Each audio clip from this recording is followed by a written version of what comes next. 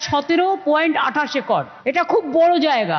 দুর্গা অঙ্গন বিশ্বের বৃহত্তম দুর্গা অঙ্গন হিসেবে প্রতিষ্ঠিত হবে। দিনে 1 লক্ষ দর্শনার্থী আসতে পারবেন এখানে। 365 দিনই এখানে মা দুর্গা পুজোর নিত্য আঙ্গিনা হবে। 365 দিনই আপনারা মা দুর্গা দর্শন করার সুযোগ পাবেন। সংস্কৃতি জগতের অনেক কর্মসংস্থান হবে, অনেক দোকানঘাট তৈরি হবে, অনেক এমপ্লয়মেন্ট জেনারেশন হবে। মোট এরিয়া হবে 2 লক্ষ বর্গ ফিট। মন্দিরের মাঝখানে উঠোনেই প্রায় 1000 লোক একসাথে বসে থাকতে পারবে। খোলা চত্বর রাখা হয়েছে, চারিদিকে সবুজ দিয়ে ঘেরা, দুপাশে রাস্তা। এই খোলা চত্বরের চারপাশ দিয়ে 20 ফিট চওড়া একটি ঘোড়ার পথ করা হচ্ছে। 1008টি স্তম্ভ তৈরি করা হচ্ছে।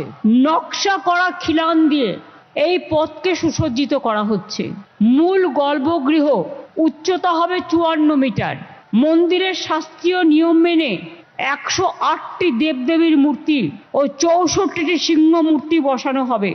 মূল মণ্ডপ ছাড়াও এখানে সিংহদুয়ার, প্রদক্ষিণ পথ, পবিত্র কুণ্ডু এবং শিব, গণেশ, কার্তিক, লক্ষ্মী, সরস্বতীরও আলাদা আলাদা মণ্ডপ থাকবে। এছাড়াও থাকবে প্রসাদ তৈরির ঘর এবং একটি সাংস্কৃতিক মিউজিয়াম।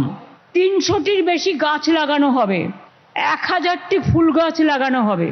এটি একটি গোল্ড সার্টিফাইড গ্রিন বিল্ডিং হিসেবে তৈরি হচ্ছে।